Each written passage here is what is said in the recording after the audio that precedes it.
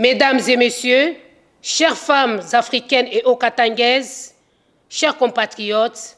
au moment où la communauté internationale célèbre la Journée internationale de la femme africaine, je me fais le devoir de saisir l'opportunité qui m'est offerte pour réaffirmer ma ferme détermination à accompagner la lutte que mène la femme depuis des décennies, car sa condition continue à susciter des inquiétudes. Permettez-moi de recommander les mamans africaines entre les mains de l'Éternel et de rendre les vibrants hommages à son Excellence, M. Félix-Antoine Tshisekedi Tshilombo, président de la République, chef de l'État, qui ne ménage aucun effort pour que la femme congolaise puisse recouvrir ses droits qui lui sont consacrés par les lois nationales et les conventions internationales déjà ratifiées par notre pays.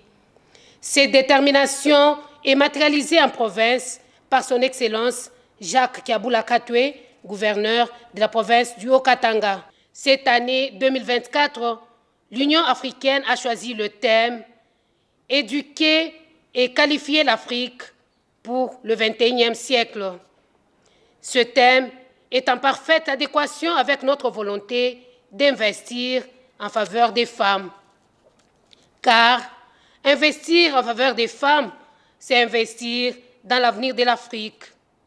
L'éducation et le développement des compétences sont des piliers fondamentaux de l'autonomisation qui fournissent aux femmes des outils dont elles ont besoin pour surmonter les obstacles, saisir les opportunités, contribuer au développement et à la croissance de l'Afrique du XXIe siècle, soucieux du respect des droits des femmes, prôner l'égalité entre les sexes et garantir leur participation effective au processus décisionnel.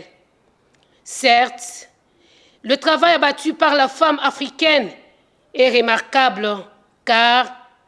il a déjà permis de poser des jalons qui lui permettront de s'armer d'instruments juridiques appropriés visant l'entrepreneuriat et le leadership féminin en vue d'une émergence d'excellence de la femme africaine.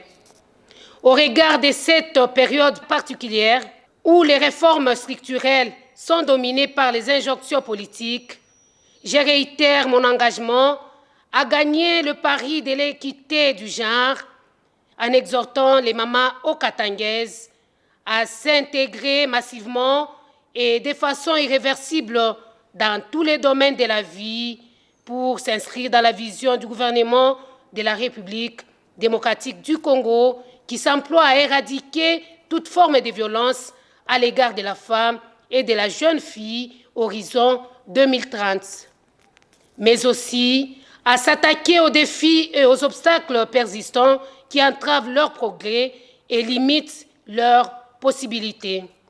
Nous devons travailler collectivement pour éliminer les violences basées sur les genres, la discrimination, les pratiques culturelles néfastes et l'inégalité d'accès aux ressources et aux opportunités en créant un environnement propice à une Afrique plus juste, plus inclusive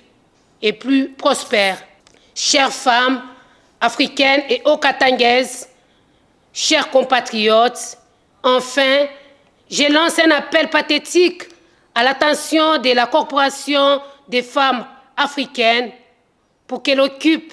une place respectable dans la société et pour qu'elle ait accès à la protection juridique de sorte qu'elle puisse vivre en paix et être autonome. Que vive la femme africaine, que vive la République démocratique du Congo,